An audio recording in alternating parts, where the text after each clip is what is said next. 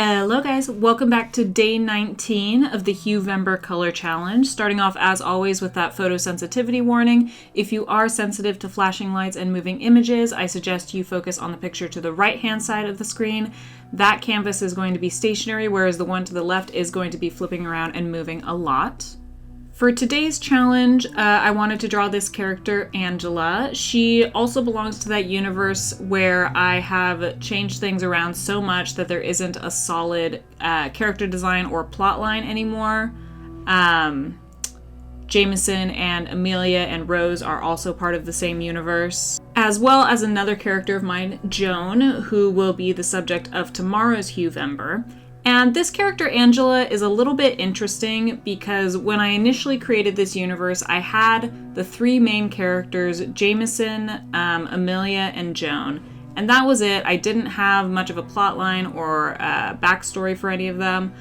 But when I tried putting them into a story together, the three of them just felt like they didn't have main character energy. It's not that they were side characters, they were definitely important characters to the story, but their story felt kind of complete, and I needed a character to sort of be the eyes of the audience, the narrator of the story, someone to kind of discover what the plot line was for the audience, which is how I came up with Angela. Angela is a character who was thrown into the story at the moment that the viewer enters the plotline, and she has to learn about the characters and learn about the world that she's in as the viewers of the story are. So I thought that she would be a good kind of vessel for the audience, someone to take us on this story with her. That being said, this story has kind of gone nowhere. It doesn't have a solid plot line anymore, and I've changed it around so many times that not even the characters are very recognizable anymore. So it's all up in the wind right now, and she's just another character that I enjoy drawing in the meantime. So to talk about the piece a little bit, we actually took a step backwards to teal again for this piece. I know I said in yesterday's video we were moving on to purples, and that was a lie. I forgot we had one more teal piece to do. And what I wanted to do was play around with that really intense lighting again. So I wanted the light source to be coming from this rose that she's holding. Don't mind the flashing back and forth here. I'm saving the different sketch and line art versions to post to my Patreon. If you would like to see that on my Patreon, you can find that under the Something Sketchy tier if you sign up for that.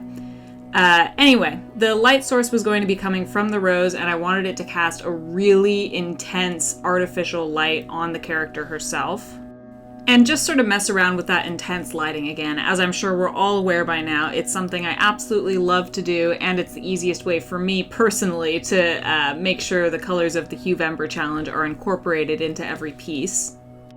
So we are going through all the basic steps here. Once the line art is finished, I'm doing the color blocking right now, and then after the color blocking, I will do that, again, tried and true, solid multiply layer on top. I chose a gray, blue, green for this one, and then erasing all the layers all the portions on that multiply layer that I want to be highlighted. And actually what I'm doing here for the rose is an extra step. I went ahead and colored the line art on the rose just a deeper shade of blue that it already was to kind of give it that glowing effect, like it is a light source, it's not actually a part of the piece. And here we are, erasing the portions on that multiply layer that I want to be highlighted. Again, we're doing a very, very intense highlight for this one. I wanted those super, super jagged, dark shadows to imply that the rose was the only light source here. It was the only thing casting light on the character. I didn't want any other backlight or any other source lighting up any other part of the character. So it's those really, really intense, jagged shapes that I'm creating here. And I do end up going in and lightening them up just a little bit to kind of make it a little less muddy, but I think the end result is still very sharp and very ethereal. Of course, going in with those darker shadows here to add some dimension to the shadowed side. And then final step is putting that blue, hazy, ultra highlighted area on all the parts that are reflecting the light from that rose. I didn't actually include like an actual light source on the rose because I didn't want the outline and the actual shape of it to get lost. So instead, I just kept it a very, very light blue, and I let the light source speak for itself. And that is Angela. That is our Huevember Color Challenge Day 19. Tomorrow we're going back to blue again, and that will be Joan, who I believe is the last character of this unknown universe. If you would like to see that video right now, you can find it on my Patreon under the Video Star tier. Other than that, if you would like to follow me on my art journey, I can be found on TikTok and Instagram. I'm posting new content there every day for the month of November. And lastly, make sure you subscribe to this channel so I can see you guys all back here for tomorrow's video. Bye!